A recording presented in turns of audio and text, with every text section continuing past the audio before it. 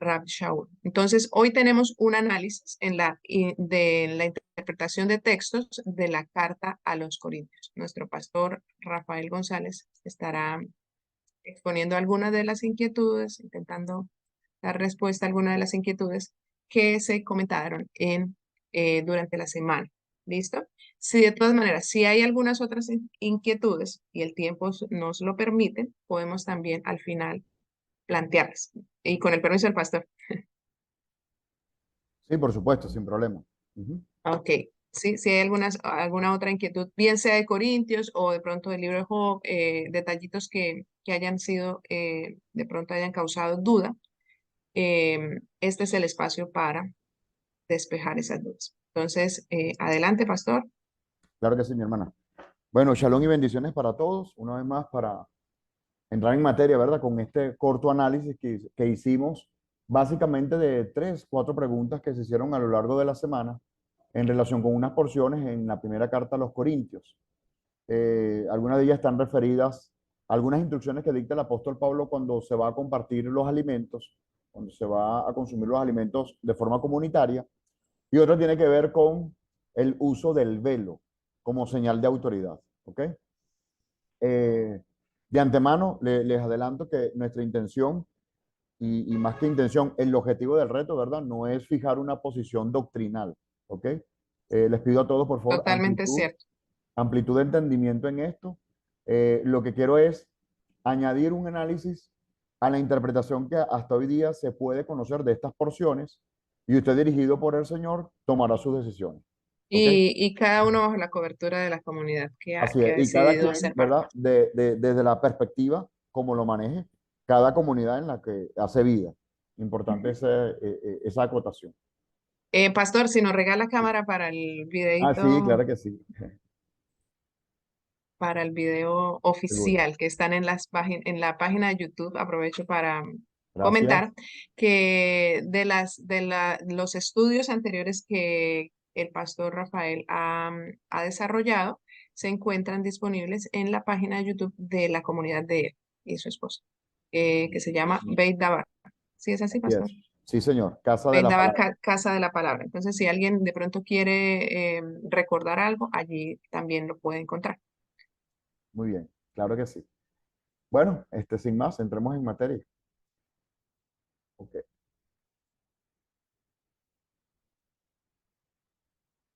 Bien, primero que nada, para tener mayor comprensión del contenido en cada una de las lecciones que traza el apóstol Pablo dirigida a esta comunidad, es importante conocer el contexto histórico y social de la comunidad de Corintios. ¿Ok? Y estaba compuesta en su mayoría por personas sencillas de origen gentil y su reciente conversión se veía sometida a fuertes tensiones espirituales y morales. Algo así como cuando un nuevo creyente llega a nuestra comunidad, ¿verdad?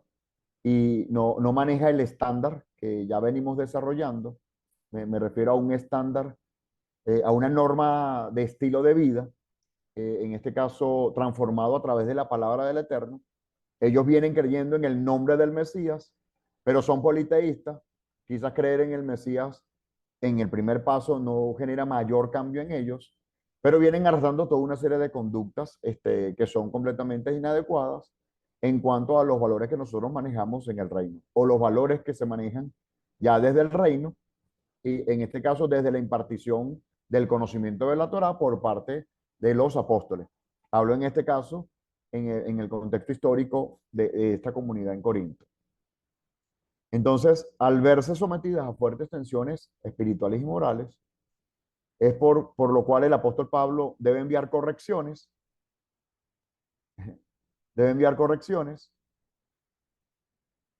por escrito. Ajá.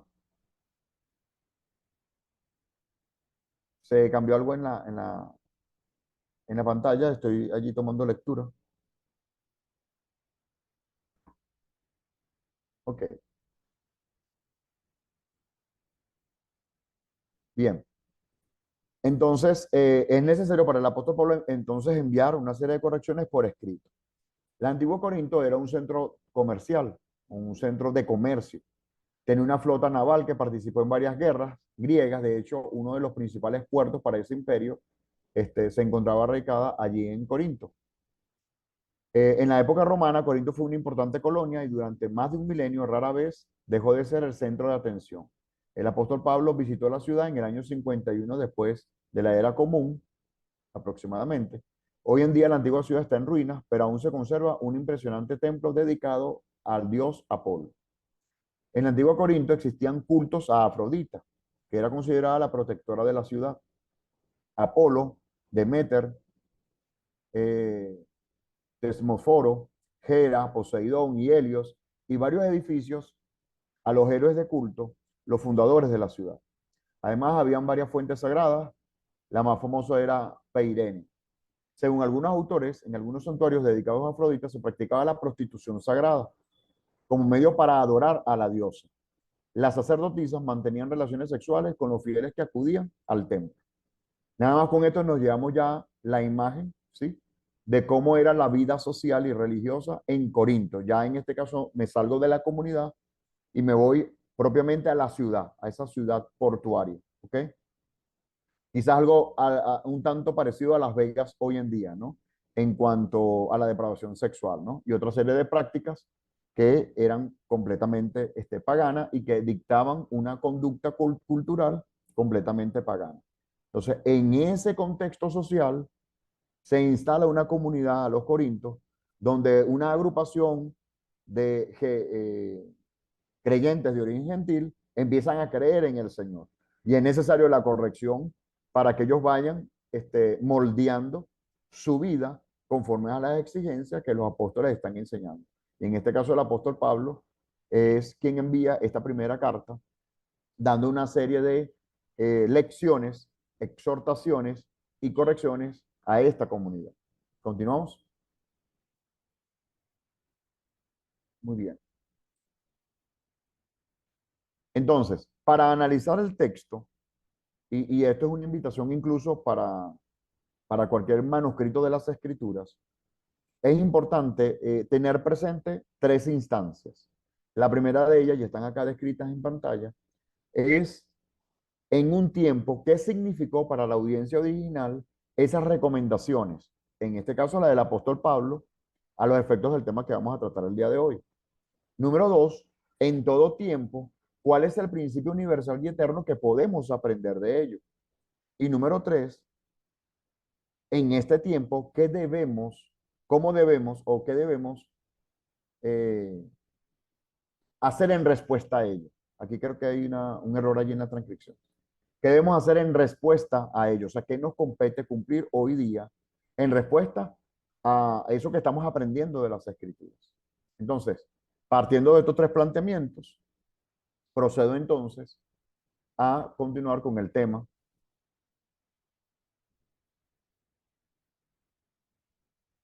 Muy bien. Ajá. Y el primer aspecto a tratar el día de hoy tiene que ver con lo sacrificado a los dioses paganos contra lo dedicado al Eterno. ¿Ok? Lo sacrificado a los dioses paganos contra lo dedicado al Eterno. Y aquí arribo al versículo 14 del capítulo 10 de la primera carta a los Corintios. Por tanto, mis queridos hermanos, huyan de la idolatría. Me dirijo a personas sensatas. Juzguen ustedes mismos lo que digo. Esa copa de bendición por la cual damos gracias no significa que entramos en comunión con la sangre del Mesías. Ese pan que partimos no significa que entramos en comunión con el cuerpo del Mesías. Hay un solo pan del cual todos participamos. Por eso, aunque somos muchos, formamos un solo cuerpo. Consideren al pueblo de Israel. No entran en comunión con el altar los que comen de los sacrificados. ¿Qué quiero decir con esta comparación? Que el sacrificio que los no judíos ofrecen a los ídolos sea algo o que el ídolo mismo sea algo. No, sino que cuando ellos ofrecen sacrificios, lo hacen para los demonios, no para Dios. Y no quiero que ustedes entren en comunión con los demonios. No pueden beber de la copa del Señor y también de la copa de los demonios. No pueden participar de la mesa del Señor y también de la mesa de los demonios. O vamos a provocar a celos al Señor. ¿Somos acaso más fuertes que Él? ¿Sí? Bien, lo primero que hay que rescatar acá, porque cuando nos vamos de corrida en la lectura, eh, en estos textos, en cuanto a esta advertencia que es el apóstol Pablo de huir de la idolatría, en cuanto a los alimentos que son sacrificados a los ídolos, o a dioses paganos, o a demonios, creemos que el contraste es con la cena del Señor. En otras palabras, la celebración de Pesaj, ¿ok? Y acá no se trata de la celebración de Pesaj y tampoco de la cena que se realiza en Pesaj, ¿ok? Acá se trata de toda copa de bendición que se presenta cuando en comunidad ellos comparten el pan, ¿ok? Y acá es importante entonces contextualizar desde el punto de vista histórico, ¿no? La comunidad de los Corintios y cualquier comunidad del primer siglo, al reunirse, al ellos reunirse, sea para celebrar alguna de las convocatorias, sobre todo en Shabbat, al terminar la reunión de adoración o la reunión de estudio de la Torá, ellos se reunían de forma colectiva y compartían el pan.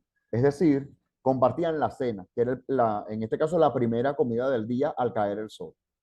Entonces, siempre se oraba al Eterno y por cuanto la comunidad está siendo guiada por las enseñanzas del Mesías, esto es de nuestro maestro, de Yeshua el Mesías, entonces toda copa que se levantara y todo pan que se levara para presentar al Eterno, para dedicar al Eterno, representaba que todos los alimentos eran en su nombre. Por ello la expresión en el versículo 16, que la copa de bendición por la cual damos gracias, no significa que entramos en comunión con la sangre del Mesías. Entonces, esta es una expresión para aquel momento que tenía que ver con la fidelidad con el maestro o hacia el maestro, ¿ok? Que era la máxima autoridad de esa escuela. En este caso, en la comunidad de los Corintios, se trataba de Yeshua y en ese sentido todos los alimentos que ellos iban a consumir lo presentaban primeramente delante del Eterno en el nombre de Yeshua y por esa razón ellos entraban en comunión con Yeshua a través de la copa y del pan, ¿ok?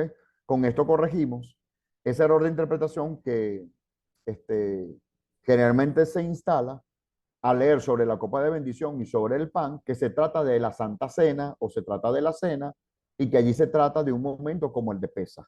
Y no es así. Es cualquier comida que se presenta delante del Eterno, posiblemente, se trata de la reunión de Shabbat, que era cuando se compartía este pan de forma semanal en el primer día de la semana, es decir, a la caída del sol, acto seguido del Agdalá o la culminación del Shabbat para compartir esa primera comida de forma comunitaria. ¿Ok? Entonces, acá busca el apóstol Pablo es que todos los creyentes huyan de la idolatría y que ellos no confundan el hecho pues de comer cualquier alimento sacrificado a los ídolos, poniéndolo como que por igual a aquellos alimentos que son dedicados al Eterno. En conclusión, lo que busca el apóstol Pablo es que el creyente debe mantener esa separación entre aquellos alimentos que son sacrificados a los ídolos en contraste a lo que son los alimentos dedicados al Eterno. Y hoy por hoy, ¿cuál sería nuestra aplicación práctica? Velar porque por todos aquellos alimentos que no vamos a consumir no hayan sido sacrificados a dioses paganos y nosotros pues hacernos parte de ellos. Es mantener allí la separación y dedicar delante del Eterno los alimentos que bien están a llegar a nuestra mesa o están provistos pues para compartirlos en familia o de forma comunitaria en las comunidades o en las congregaciones. ¿Ok? Entonces lo que quiero corregir acá, porque creo que hubo una pregunta relacionada con el significado de la Santa Cena, pero digamos, analizándolo desde esta porción de la Escritura. Y lo que quiero rescatar es que esto no se limita a la cena de Pesaj, sino a cualquier comida comunitaria que ellos presentaban delante del Señor para compartirla luego de forma comunitaria, valga allí la redundancia. Eso es lo primero que quiero rescatar de esta porción. Continuemos a otra de las consultas que se hicieron en el transcurso de la semana con respecto a otros textos. Y en este particular nos vamos con la instrucción del uso del velo, del uso de la cobertura sobre la cabeza en la mujer. Vamos a leer las escrituras y luego vamos a dar algunas ideas de interpretación. ¿Ok? Nos vamos a 1 Corintios capítulo 10, versículo 2. Los elogio porque se acuerdan de mí en todo y retienen las enseñanzas tal como se las transmite. Partimos acá de un reconocimiento del apóstol Pablo a esta comunidad de que sus líderes están siguiendo todas las instrucciones que está dictando el apóstol Pablo. Rashaul, ¿verdad? Una autoridad para aquel momento que había sido enviado a la comunidad de gentiles para enseñar la Torá y para enseñar el reino y el plan de redención. Entonces, algo importante es que las comunidades estaban llamadas a retener las enseñanzas que él les transmitía. Y esta no era la excepción. Y para nosotros no puede ser la excepción. Las enseñanzas del apóstol Pablo, descritas a lo largo de todas las cartas, conocidas como las cartas paulinas, son referencias de cumplimiento obligatorio para nosotros creyentes de origen gentil, mis amados. ¿Ok? Acoto eso por allí.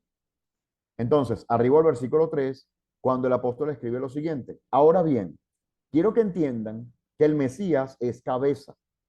Acá la expresión de cabeza tiene que ver con ser autoridad, ¿ok? Por ello pongo entre paréntesis aparte autoridad. Entonces, ahora bien, quiero que entienda que el Mesías es la autoridad de todo hombre. Entonces, toda autoridad sobre el hombre está puesta en el Mesías. Y para el hombre su autoridad es el Mesías. Mientras que el hombre es cabeza, es decir, es autoridad de la mujer. Ajá. Aquí es autoridad de la mujer cuando el hombre es casado. ¿Ok? Él va a ser autoridad sobre la mujer. Y Dios es cabeza, es decir, es autoridad sobre el Mesías. Por cierto, acá nos encontramos con un argumento, y me salgo por un instante del tema, ¿no? Que es que se ve claramente eh, la divinidad del Padre separada del Hijo, ¿sí? Porque si el Hijo viene siendo el mismo Padre, no tiene sentido que el Todopoderoso sea cabeza o sea autoridad sobre el Hijo, sobre el Mesías. ¿Ok? Avanzo al versículo 4. Todo hombre que ora o profetiza con la cabeza cubierta deshonra al que es su cabeza. O sea, deshonra al Mesías si tiene la cabeza cubierta. Mantengamos solo la idea mental allí, ¿ok? Ya vamos a interpretar ese punto. Versículo 5. En cambio, toda mujer que ora o profetiza con la cabeza descubierta deshonra al que es su cabeza. O sea, deshonra al esposo. Si lo hace de forma descubierta. Es como si estuviera rasurada o es como que si estuviera rapada, dicen otras versiones. En todo caso, es como si tuviera el cabello muy corto, ¿ok? Muy corto. Si la mujer no se cubre la cabeza, que se corte también el cabello. Pero si es vergonzoso para la mujer tener el cabello corto o la cabeza rasurada, que se la cubra. Ajá. El versículo 6, mis amados, importante tomarlo con una pinza. El versículo 6 es visto como una ironía en el discurso del apóstol Pablo. ¿Ok? Voy a volverlo a leer con esa acentuación de ironía y usted le captará mejor la idea. ¿Ok? Porque hasta eso cambia, ¿no? Dice, si la mujer no se cubre la cabeza, que se corte también el cabello. Ahí viene la ironía, ¿no? Que se corte también el cabello. No te está diciendo que eh, si no se cubre la cabeza, entonces está obligada a cortarse el cabello. ¿Caen en cuenta? Es la ironía. Si la mujer no se cubre la cabeza, entonces que se corte el cabello. Pero si es vergonzoso para ella tener el cabello corto o la cabeza rasurada, entonces que se la cubra. O sea, al final, en el discurso irónico, él lo que está buscando es que la mujer utilice su cobertura. Pero si es vergonzoso para la mujer tener el cabello corto o la cabeza rasurada, que se la cubra. Versículo 7. El hombre debe cubrirse la cabeza. El hombre no debe cubrirse la cabeza, ya que él es la imagen y gloria de Dios, mientras que la mujer es gloria del hombre. Ajá. En este punto debemos entender por qué es que el hombre o en qué contexto el hombre no debe cubrirse la cabeza. ¿Ok? Esa es una primera idea que tenemos que tener allí presente. Y la segunda tiene que ver con el hecho de que la mujer entonces debe utilizar la cobertura según las instrucciones acá del apóstol Pablo. Siendo así, quiero mostrar acá una serie de premisas en la interpretación. ¿Ok? Si avanzamos a la siguiente lámina, mi hermano, por favor. Entonces, ¿qué implicaciones están presentes en este conjunto de instrucciones sobre el uso del velo o la cobertura sobre la cabeza de la mujer? Veamos. La cobertura sobre la cabeza obedece a un principio de autoridad y recato. ¿Ok?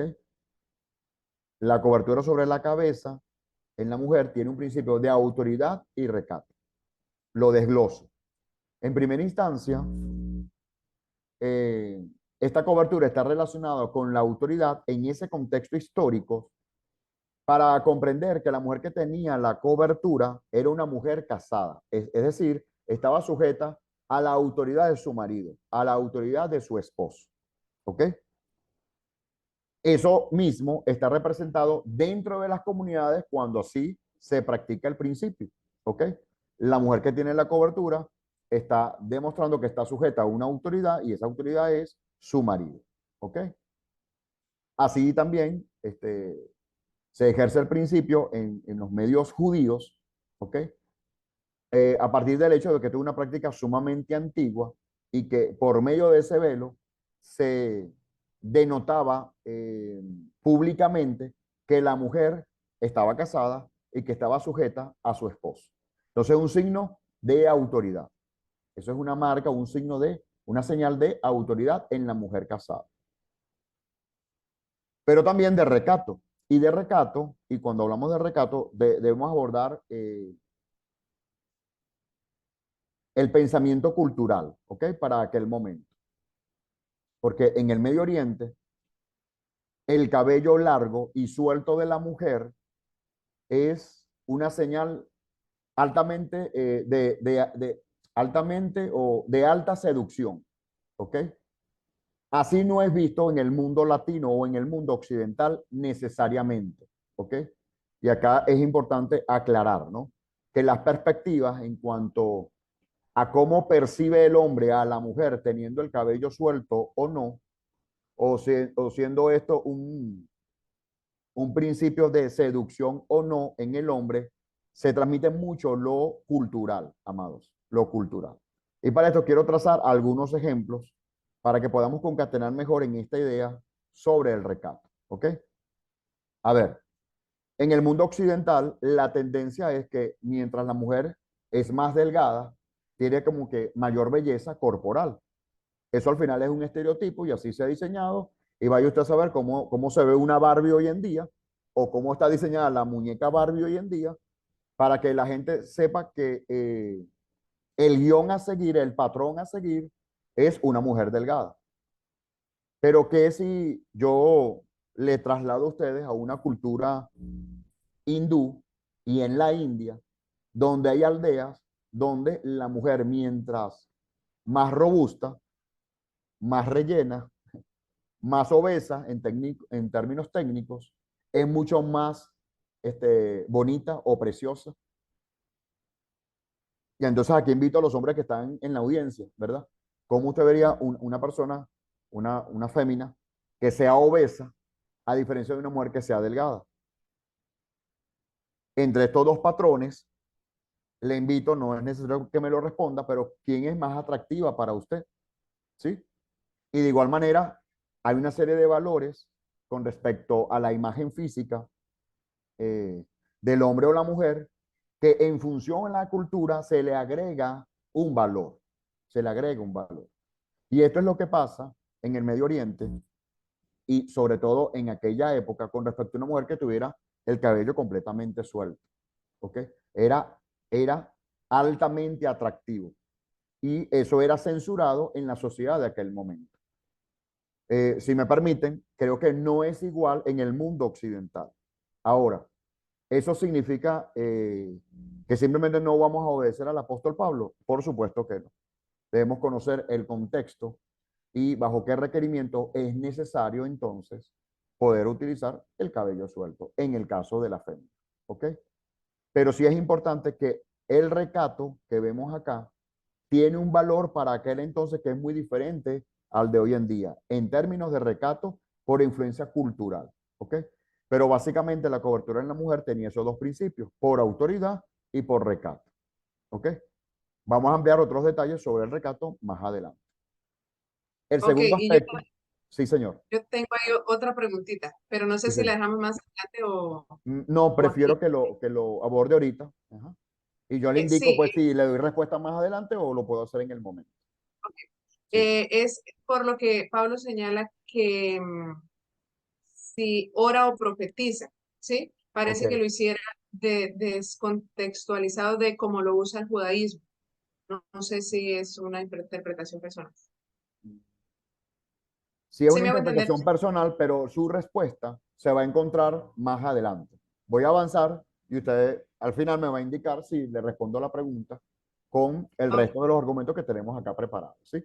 Bien, vale, mil vámonos gracias. ahora al contexto social y religioso, sobre todo relacionado con el culto pagano a Afrodita. ¿Ok? Para aquel entonces proliferaban grupos de sacerdotisas cuya prostitución era parte del culto pagano. Imagínense ustedes, cuando la prostitución era parte del culto. ¿Ok? Estas vivían con la cabeza rapada y para no ser reconocidas, se cubrían la cabeza con una prenda parecida a una capucha. ¿Ok? Ya estamos viendo allí que es diferente. El tipo de cobertura para cubrirse la cabeza completa, en este caso, era completamente diferente a como hoy en día una mujer judía o una temerosa del Eterno se puede cubrir el cabello. ¿Ok? Aquí hay diferencias en eso y eso es importante acotar. Entonces, como habían o proliferaban este tipo de sacerdotisas que se cubrían por completo la cabeza y se cubría era por el hecho de no ser señaladas porque tenían la cabeza rapada completamente, ¿sí? Al parecer, y aquí debo hacer la salvedad de que, por supuesto, es una interpretación, pareciera que para aquel momento habían creyentes féminas que asistían a la comunidad con este tipo de cobertura completa.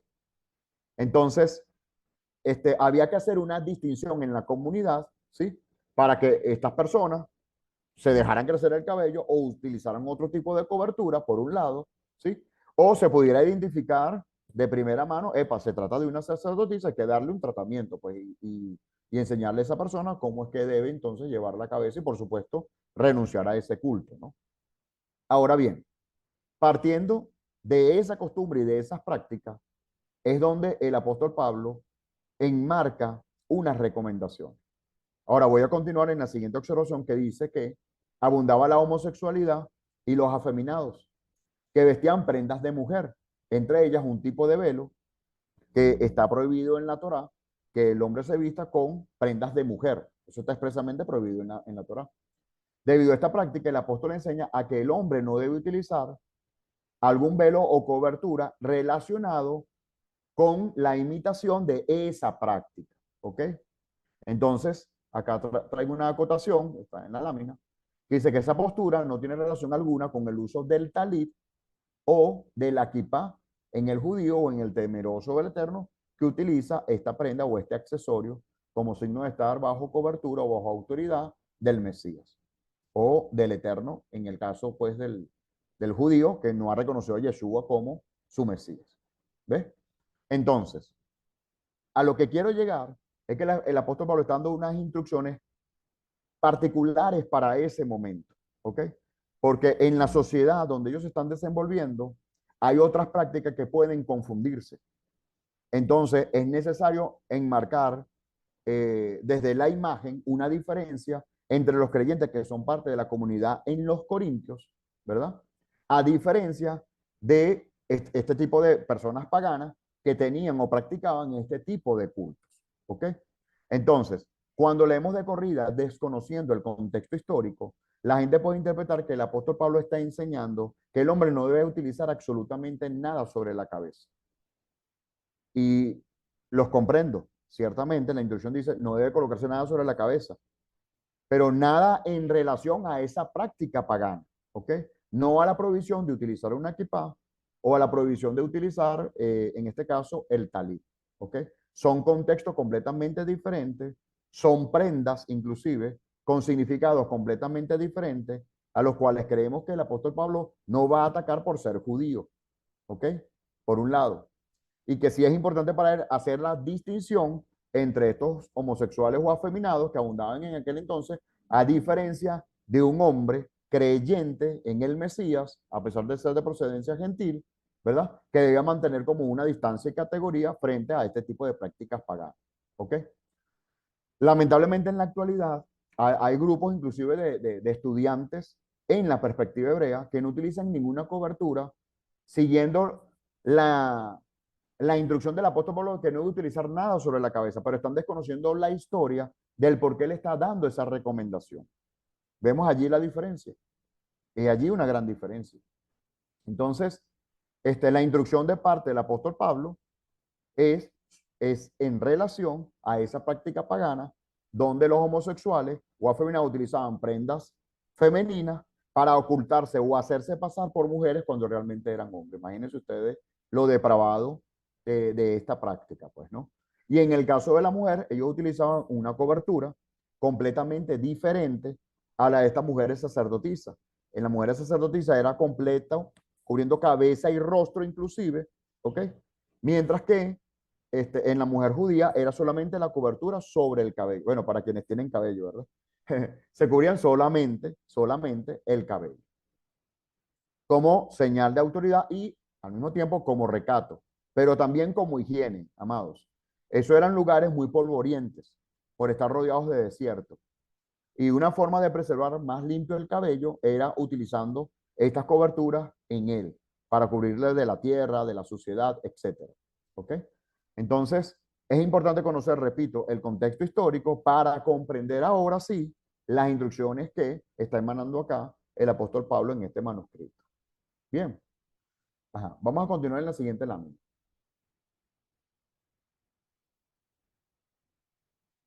Ok.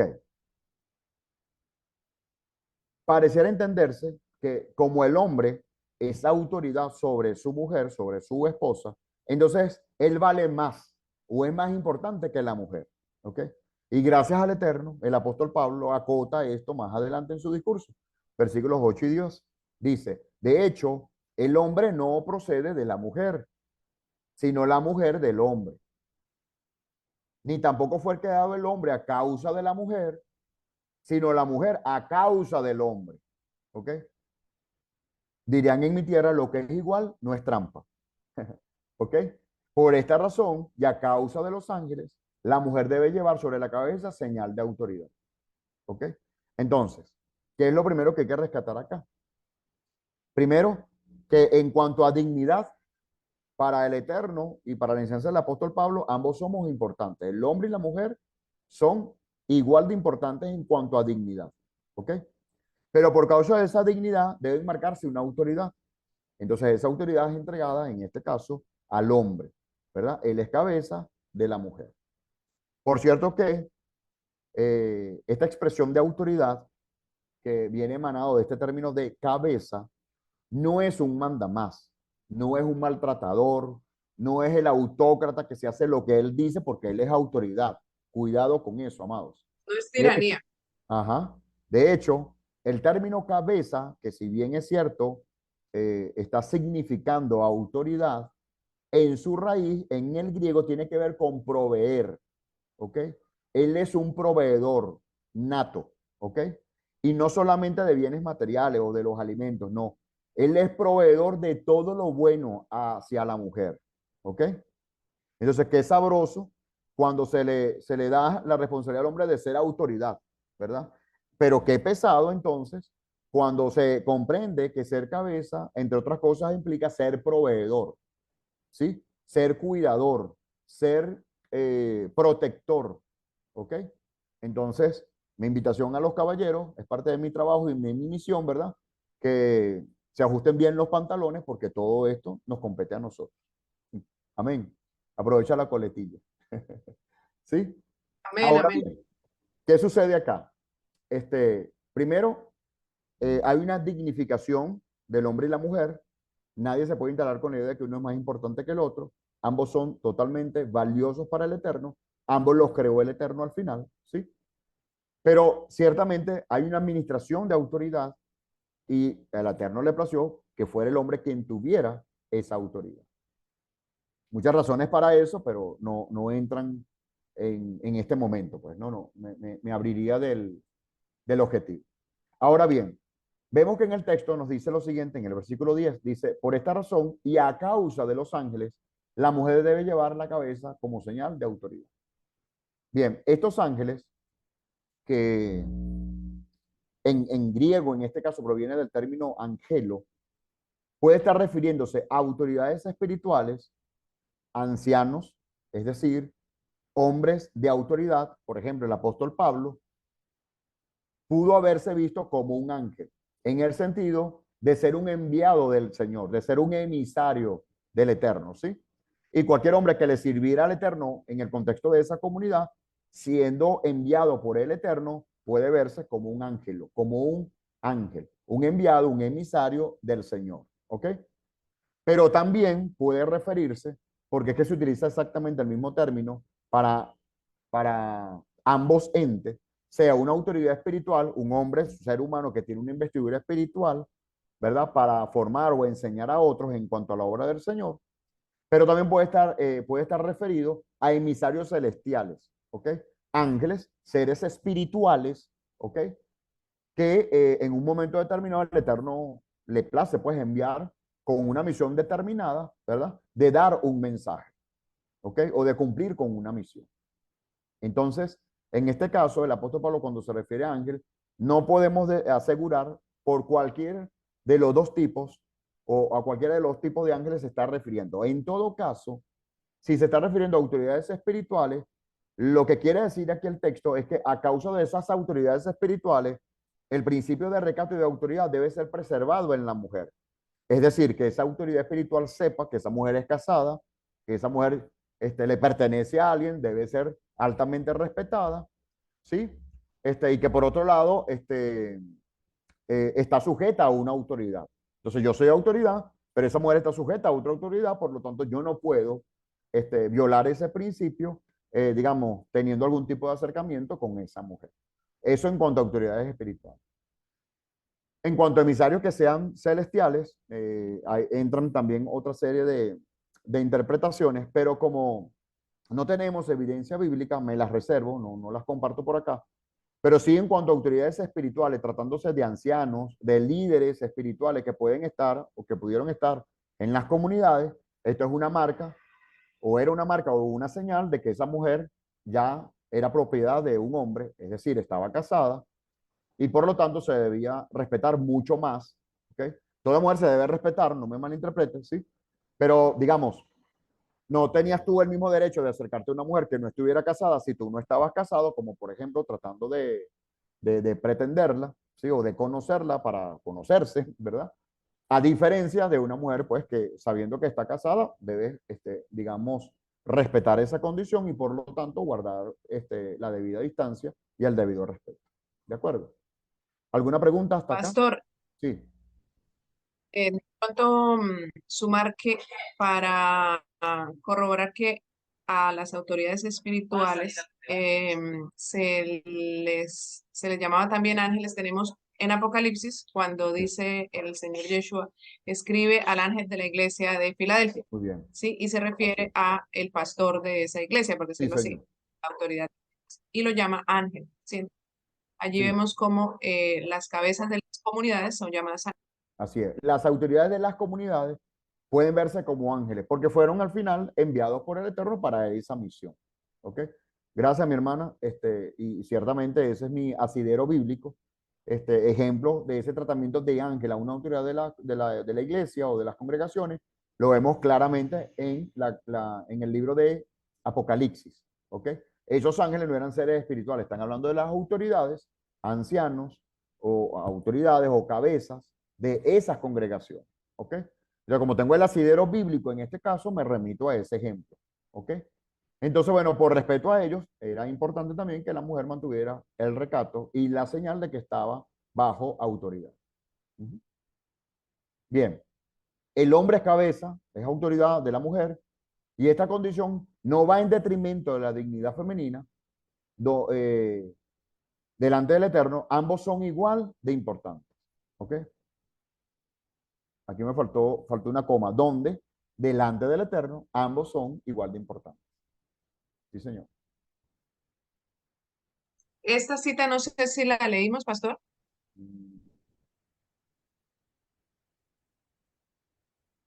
que era para corroborar la dignidad Ah, ya, ok. de... No, no lo habíamos repasado, disculpe. Ok. Vamos a arribar al versículo 11. Sin embargo, en el Señor, ni la mujer existe aparte del hombre, ni el hombre aparte de la mujer. Porque así como la mujer procede del hombre, también el hombre nace de una mujer. Pero todo proviene del Eterno. Juzguen ustedes mismos. ¿Es apropiado que la mujer ore al Señor sin cubrirse la cabeza? En ese contexto social, ¿cómo se debía interpretar, no? No enseña el mismo orden natural de las cosas, que es una vergüenza para el hombre dejarse crecer, ajá, dejarse crecer el cabello. Ajá. Me voy a detener acá para comentar lo siguiente y por eso coloco acá eh, una barra, ¿no? Eh, Sí. Se cree en copias más antiguas que el término del griego no traduce crecer cabello, sino adornar el cabello, ¿ok? Adornar el cabello. Sea por uno o por otro, no está permitido en el hombre. Inclusive en la Torá, el hombre no debe dejarse crecer el cabello, salvo a que esté en el voto de un nazarerato, que se constituye pues como un estado excepcional en un momento determinado. Ok. Ahora bien, si se trata de adornar o crecer, en este caso el término en hebreo es coma, con K, ¿sí? Si él se deja adornar el cabello, eso es una vergüenza para el hombre. Para aquel entonces, el hombre lo hacía. Bueno, para este entonces también el hombre lo está haciendo, ¿sí? No sé si han visto han visto por allí algunos hombres con el cabello ya morado, el cabello verde, ¿sí? Y son multicolores. Bueno, se respeta. El punto es que hasta hoy día se está ya replicando ese tipo de prácticas. Entonces, eso no sería bien visto, y esto es una opinión personal, creo que no sería bien visto por el Eterno a un varón a quien él haya llamado, pues, para caminar en obediencia a su palabra o para ser parte de su obra. Creo que allí debe haber una distinción, ¿no? Entonces, quería hacer esa acotación allí. Ahora, en el versículo 15 nos dice, mientras que es una gloria para la mujer, mientras que es una gloria para la mujer llevar cabello largo, o sea, desde el punto de vista de dignificación, ambos son igual de importantes, ¿sí? Pero a pesar de que ambos son igual de importantes, los valores concéntricos en cuanto a su apariencia cambian. Para la mujer es gloria que tenga el cabello largo, para el hombre no. ¿Lo ves? Eso es lo que quiere rescatar acá el apóstol Pablo. Para el hombre no era correcto que se adornara, si fuese ese el término, que se adornara el cabello, pero para la mujer sí. ¿Ok? Entonces, lo que queremos rescatar de este punto es precisamente que a pesar de que el hombre es autoridad de la mujer, no es en detrimento a su dignidad femenina. ¿Ok? Por eso esta premisa que enmarqué por acá, que delante del Eterno son ambos igual de importantes para el Eterno. ¿Ok? Entonces, para orar y profetizar, según la instrucción del apóstol Pablo, la mujer debe tener cobertura, debe poseer esa señal de cobertura.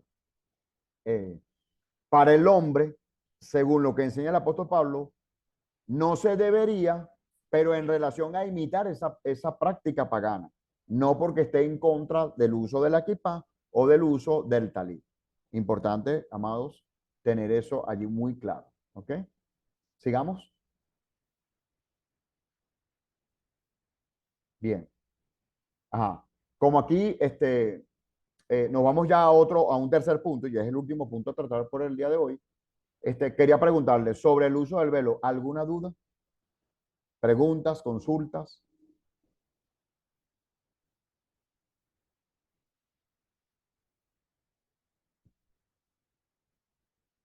Al parecer no hay ninguna. Bueno, espero que sea por claridad y no porque haya generado más confusión. No, pastor, de pronto para ¿Sí? reiterar cómo se podría hoy aplicar eso para quien, porque digamos, en el caso personal, lo que le decía ahorita de interpretación personal, y por lo que dice Pablo, uno creería que para orar y profetizar em, sería un principio cubrirse la cabeza, ¿sí? Sí, Pero no sé si, por lo que le digo, si Pablo lo esté señalando por tema de estar casado o a cualquier mujer cubrirse la cabeza para orar o profetizar, eh, independientemente de si está casada o no. No, no sé si me muy voy a bien. entender. Sí, sí, cómo no, claro que sí. Le voy a dar respuesta, pero desde una opinión personal. ¿Ok? Para toda la audiencia, lo que voy a decir ahorita es una opinión personal. Considero que acá es para una mujer casada, porque ella es la que está sujeta a un hombre. ¿Ok? Una mujer que no está casada, salvo que sea menor de edad, está sujeta a su padre, ¿no? Pero una mujer completamente soltera no está sujeta a la autoridad de un hombre como marido, porque obviamente es soltera. Entonces, a mi entender, la instrucción acá está dirigida para una mujer que está casada. Está casada. Ok, Sí, señor. ok. Y en el contexto de orar y profetizar, ¿qué podríamos señalar? O sea, Ah, sí, eh, señor. Sí, señor. Fíjense, cuando estamos sirviendo al Eterno, este, entre varias acciones, porque a ver, cuando servimos al Eterno, u oramos o profetizamos. Inclusive la alabanza es vista como un tipo de profecía. ¿Ok? sí, Entonces, que tú estás estudiando la palabra, estás inquiriendo en ella, en un sentido, hasta estás orando en ese momento. ¿Ok? Entonces, momentos de conexión con el Eterno, momentos de comunión con el Eterno, sobre todo en espacios públicos, la recomendación del apóstol Pablo es que la mujer esté cubierta. A eso se refiere con orar y con profetizar. Momentos de conexión, momentos de búsqueda, ¿ok? En espacios públicos, en este caso en la congregación o en la comunidad. No está diciendo que es de por vida o que es 24/7 todo el día. No, no lo dice así, ¿ok? De hecho, la mayoría de las mujeres en nuestras comunidades lo utilizan en ese punto de conexión cuando asisten a un servicio, porque vamos a estar orando de forma corporativa, porque vamos a estar alabando al Eterno de forma corporativa, o porque en un momento dado, si la mujer tuviera el don, pudiera ella incluso hasta profetizar. ¿Ok? Allí la mujer debería estar cubierta. eh, Eh, eh, Desde lo personal, quiero hacer un hincapié en nuestra comunidad. Nosotros eh, no obligamos ni enseñamos a que la mujer deba usarlo. Nosotros esperamos a que la mujer, por revelación propia, este, quiera usarlo, le formamos y que lo usen. De hecho, en nuestras comunidades hay mujeres que lo utilizan y hay mujeres que no lo utilizan. Y no son para nada señaladas en ello, se les respeta totalmente el espacio. es Queremos como, y creemos que debe ser por revelación divina. Sí. entiendo, gracias, pastor. Es como, por ejemplo, el uso de la kipá en el hombre, no sé. Igual, Eh, igual. En eh, paralelo de- sería para el hombre la representación de la kippah. Ahora, la kippah, en su punto de origen, viene por ordenamiento rabínico, en sustitución de la cobertura que utilizaban los sacerdotes en el templo. ¿Ok? Ella es señal de que tú estás sometido bajo la autoridad del Eterno, bajo la autoridad, en el caso nuestro, de Yeshua, ¿ok? Como cabeza, ¿no? y Este, asoci- ajá, en este caso, Jesucristo, ¿verdad? Esta es autoridad sobre el varón creyente o sobre el creyente que es varón. Ahora bien, también no estás obligado a utilizarlo 24/7. Es en esos momentos de conexión de orar y profetizar, ¿ok? Delante del Eterno. Es para momentos de comunión. Hay gente y hombres que estilan, inclusive en nuestra fe, utilizarlo siempre. Inclusive en actividades meramente rutinarias lo están usando. Se respeta, ¿ok? Se respeta. Ellos dirán, mira, yo estoy bajo la cobertura del Señor 24/7. Baruch Hashem, bendito sea el Eterno. Bien, en mi caso, de hecho, ahorita no lo tengo. No lo uso 24/7. ¿Ok? Creo que estoy llamado a la evangelización, a llevar las buenas nuevas de salvación a otros. Y en este contexto cultural, acá en Venezuela, en mi ciudad, y aún en el contexto cristiano, wow, eso es un escándalo. El de que usted utiliza una equipada, ese es el escándalo. Entonces, yo me he conducido, guiado por el Eterno, o convencido estoy de que el Eterno me ha guiado, de que me es prudente no usarlo, salvo en celebraciones de Shabbat, celebraciones de convocatorias, ¿sabes? Momentos mucho más sagrados, pues los utilizo. Pero en momentos de rutina, pues no lo utilizo. Y creo que así puedo hacer venir a muchos más hombres a la fe, pues, del Eterno, a la fe en sí, el Mesías.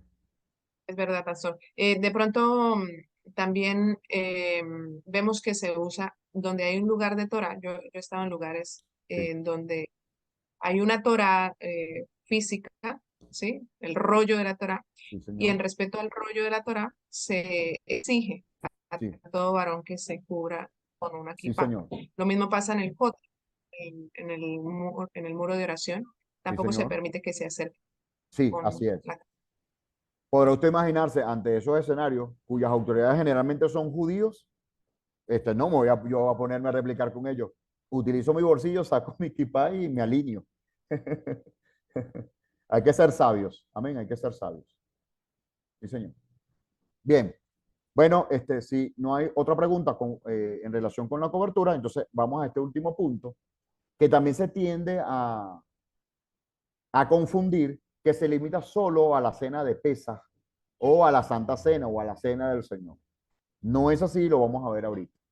Nos vamos a la primera carta de los Corintios, capítulo 11, versículo 17. Disculpen acá la interrupción. Ya. Hija, disculpen la interrupción. Azarela. Ok.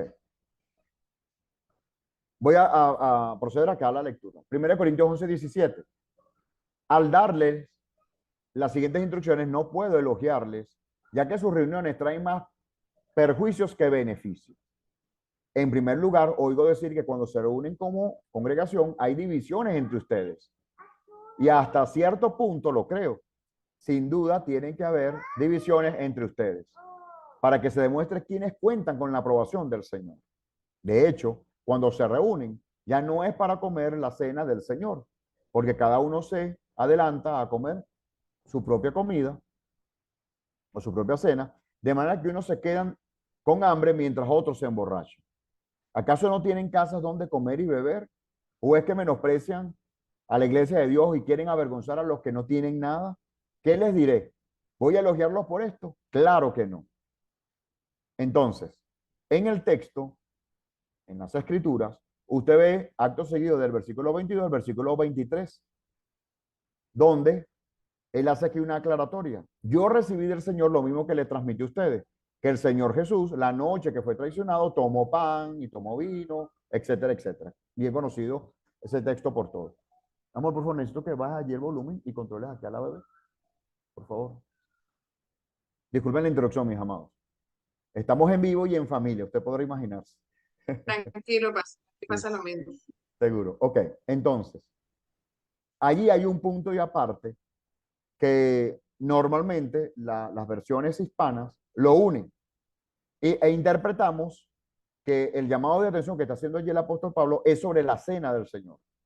Y no es así. Él está hablando de la cena, es decir, la primera comida al culminar, generalmente era al culminar el Shabbat, se compartía la primera comida. ¿Ok? Entonces, acá es diametralmente opuesto. Explico. La primera comida para el mundo occidental es el desayuno. La primera comida en el contexto bíblico es la cena. ¿Ok? La primera comida.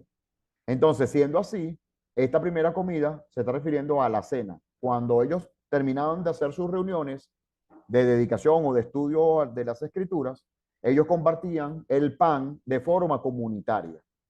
Pero en ese compartir del pan ocurría que cada quien se llevaba sus propios alimentos y se adelantaban a comer sin compartir con el otro, haciéndolo de forma aislada, y eso no propiciaba la unidad en la comunidad. Y ese es el llamado de atención del apóstol Pablo. ¿Ok?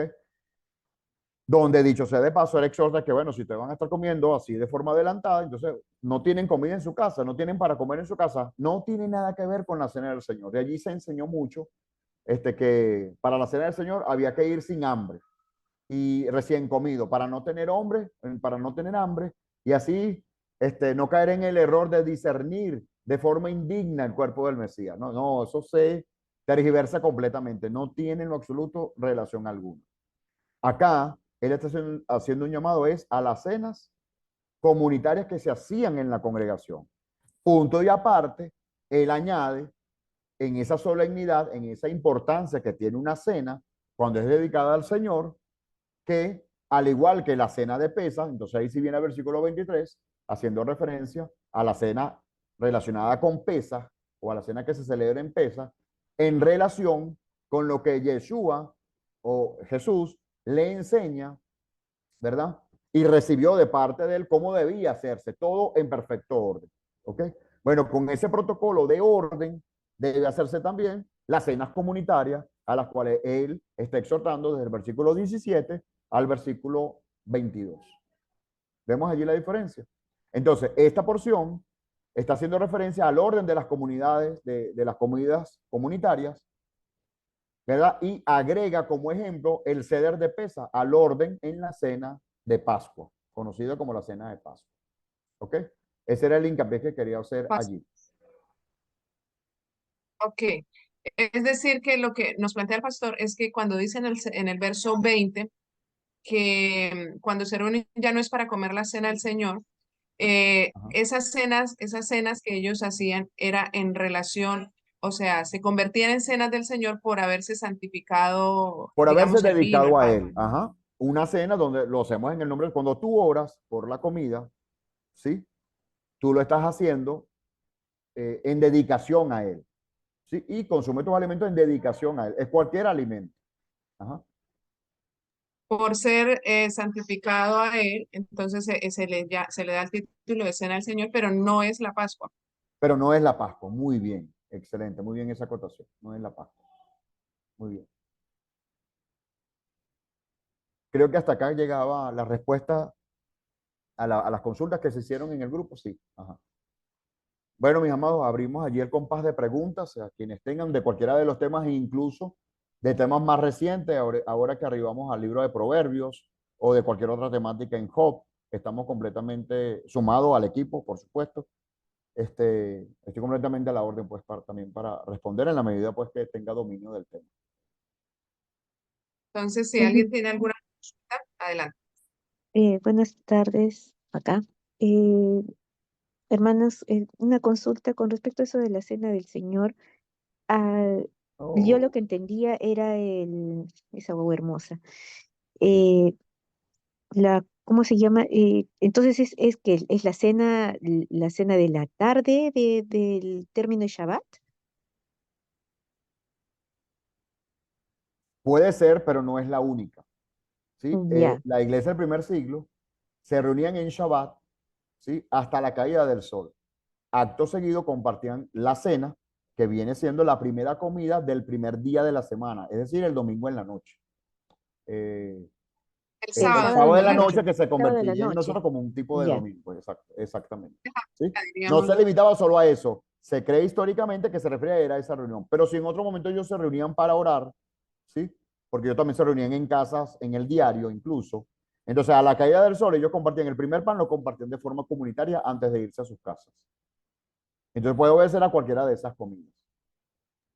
ya, ok, ahora sí queda como un poco Sí. más clara Qué lo bueno, mi que hermano. le tengo que decir. Muy amable, gracias. Bueno, y lo último, yo quería saber acerca de lo que era el Leviatán. A quién realmente se refiere cuando en la porción de Job? Si es que usted puede darme luz. Sí, bueno, mi Gracias. hermana, hasta donde yo he estudiado el tema, se cree que es una gran bestia marina. Hay gente que lo asocia como con una especie de ballena, pero al final es una especulación, ¿ok? Son hipótesis. Y hay otros que lo relacionan como con una especie de un dragón marino, lo que en forma sería para nosotros un dragón, pero marino, ¿ok? Pero hasta allí llego. Al final son en base a especulaciones o con base a especulaciones, se cree que era alguno de estos tipos de animales que, digamos, por su gran tamaño y magnitud, este, estaban pues presentes allí en el mar. ¿Ok? Hay otras implicaciones de índole ya espiritual que hablan que eso era algo espiritual, pero no tengo el asidero bíblico, no me atrevo a comentar al respecto. Pero como animal, se cree que pudiera ser algo muy parecido a una ballena, desde una especulación y desde una hipótesis. Muchas gracias, pastor. Seguro.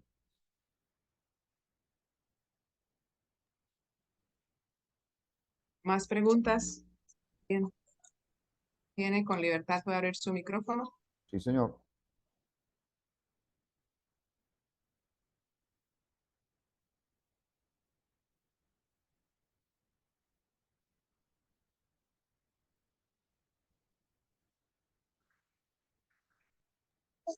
Bueno, creo que no hay más preguntas, pastor. Entonces, no sé si cerramos. Ah, creo que había una pregunta también allí respecto de Elifaz, el amigo que aparece de últimas en Job.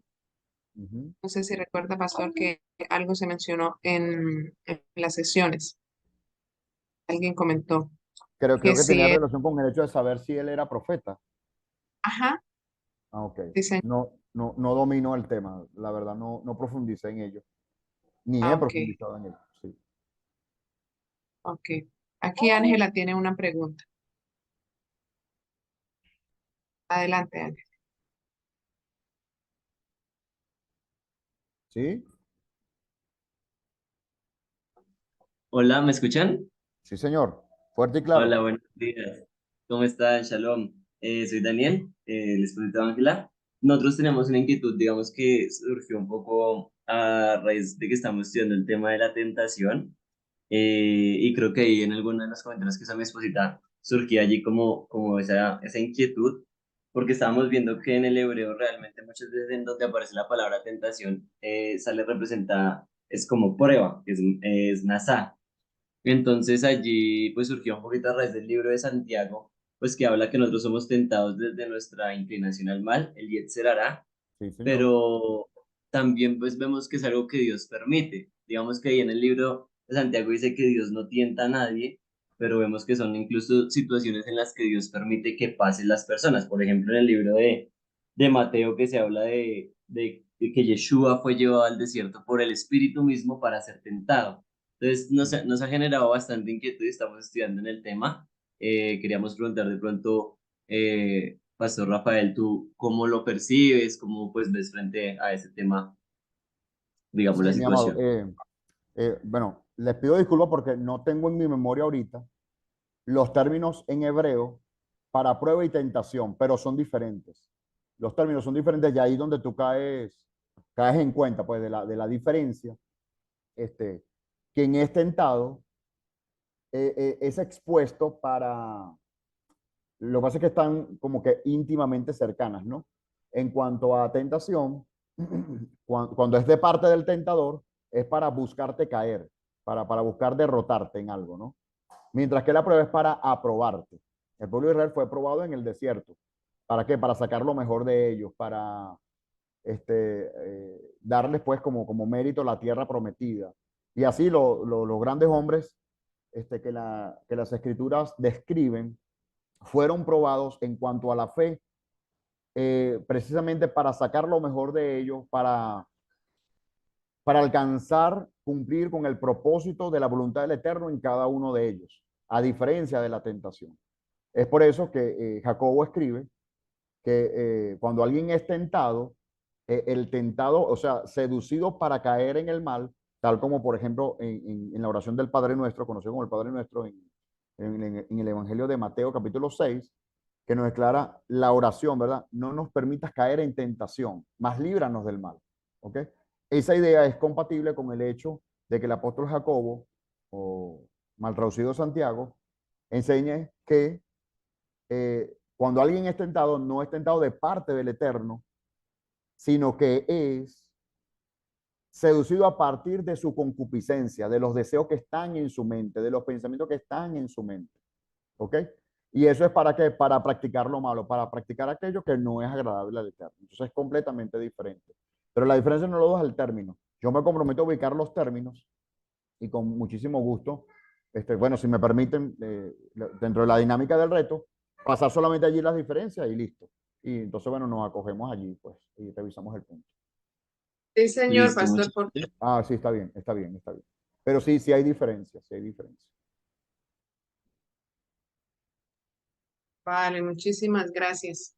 Gracias, Sí, Daniel y Angélica, por la pregunta. Gracias. sí. Bueno, entonces creo que vamos cerrando.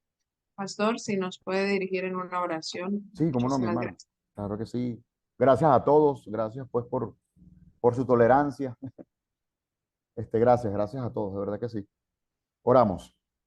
Padre eterno, te damos las gracias en esta hora por este tiempo que nos permitiste, Señor, estudiar tu palabra. Te pido, Padre, que a lo que se haya expuesto o disertado, Señor, tú añades gracia, favor, que en todo momento, Padre eterno, prevalezca acá la guianza de tu Espíritu en cada uno de nosotros, Padre, en cada uno de los presentes, para tomar decisiones en función a lo aprendido, para examinarlo todo, tomar lo bueno y desechar lo malo, Padre mío. No somos dueños de la verdad, procuramos enseñar la verdad, ciertamente, pero te pedimos, Señor, la precisión, Padre, de que tú nos guíes a cada quien y a cada cual en medio de nuestra comunión contigo, Padre, a estos pormenores que aparecen en las Escrituras y que muchas veces naturalmente generan dudas, Padre, y que nosotros en calidad de hijos queremos es precisamente hacerlo a tu manera, hacerlo como tú lo aprobarías, Padre. Por ello te pido, Señor, que hoy más que nunca podamos nosotros depender a partir del conocimiento de las Escrituras y acompañado con la revelación divina, Padre, cuál es la acción a tomar, cuál es el comportamiento, la conducta a seguir, toda vez que abordamos tu palabra como parámetro de estándar para nuestra vida, Padre mío. Guíanos, guíanos, Padre. Es mi oración y más que oración es mi clamor. Guíanos, continúanos guiándonos por medio de tu Espíritu, Padre, a reconocer en cada uno de esos aspectos, Padre, cuál es el debido proceder y que eso nos traiga un salón dirigido y conducido por ti, Padre mío.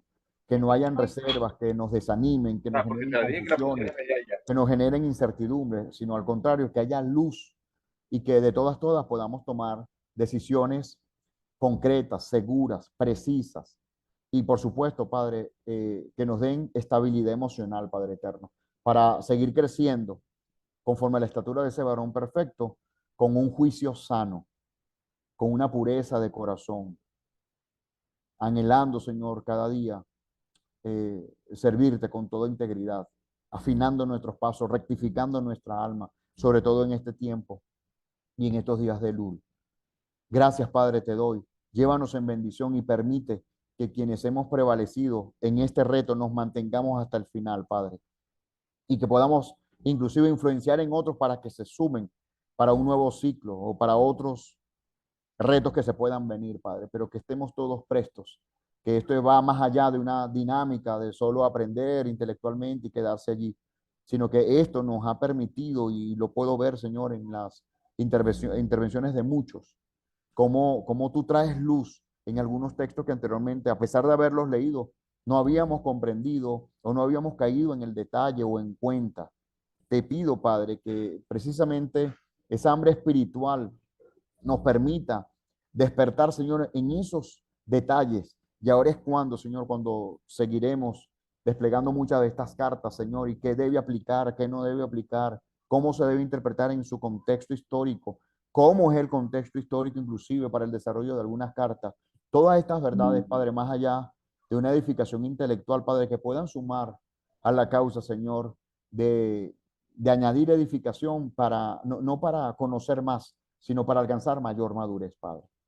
Y que conforme a esa madurez podamos caminar contigo.